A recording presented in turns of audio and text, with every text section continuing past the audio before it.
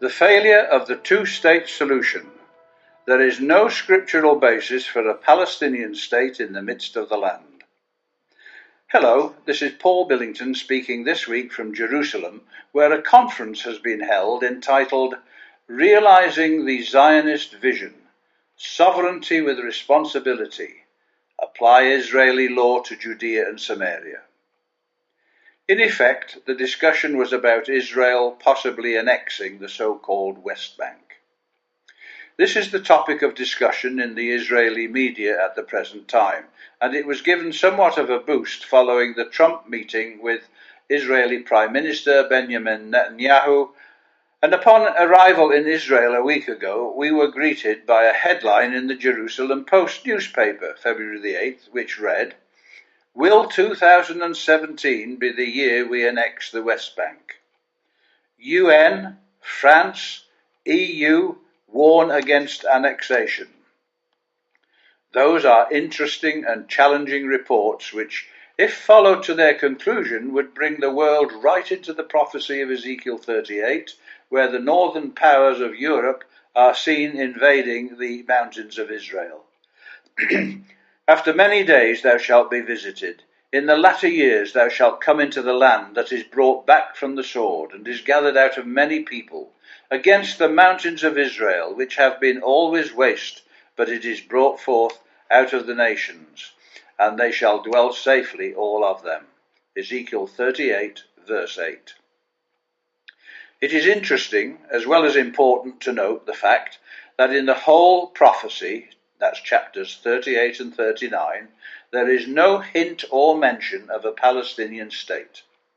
Ezekiel did not see a two-state situation. The focus is upon a prosperous people that are gathered out of the nations, which have gotten cattle and goods, that dwell in the midst of navel of the land. Ezekiel 38, verse 12. The focus is the mountains of Israel.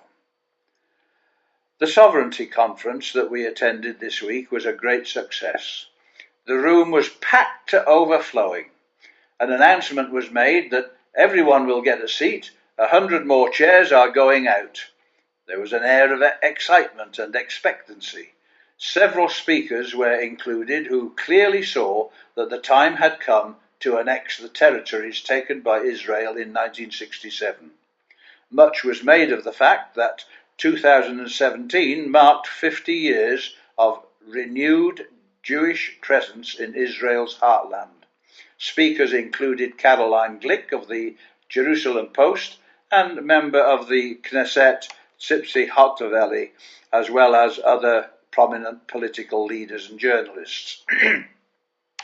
During the following 2 days, the 14th Annual Jerusalem Conference, sponsored by the news media organization Arutz Sheva, was held.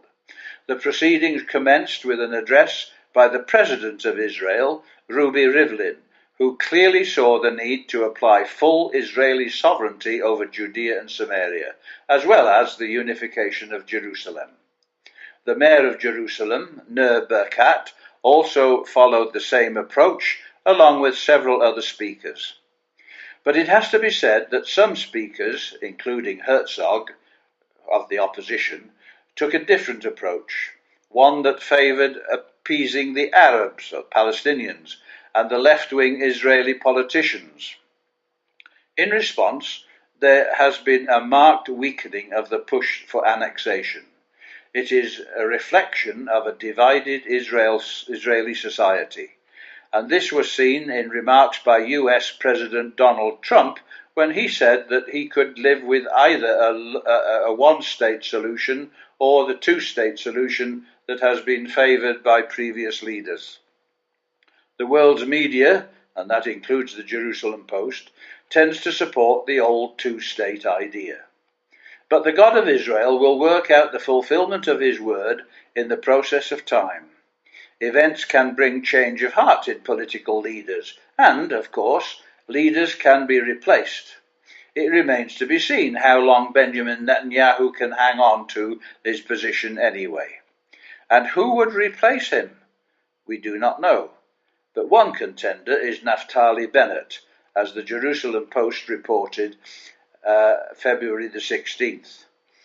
Right ecstatic over White House shift. The article went on, the Israeli right declared victory Wednesday night after US President Donald Trump declined to commit to a two-state solution to the Israeli-Palestinian conflict.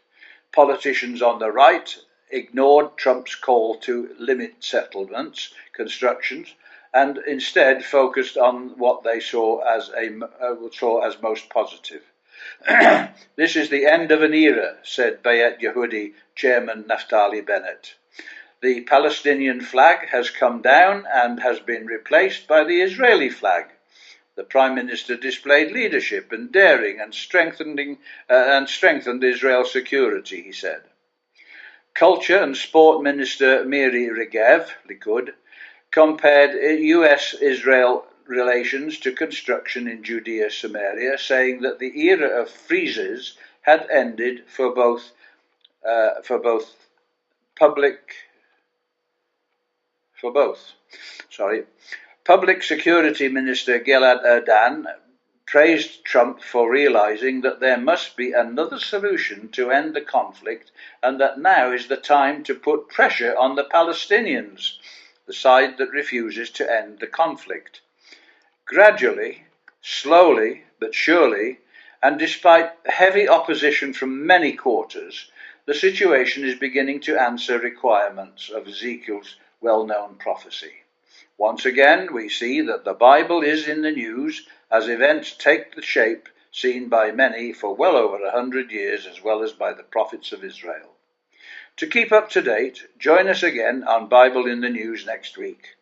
Other issues and comments about this will be dealt with in the next issue of the Bible magazine, God willing. Thank you.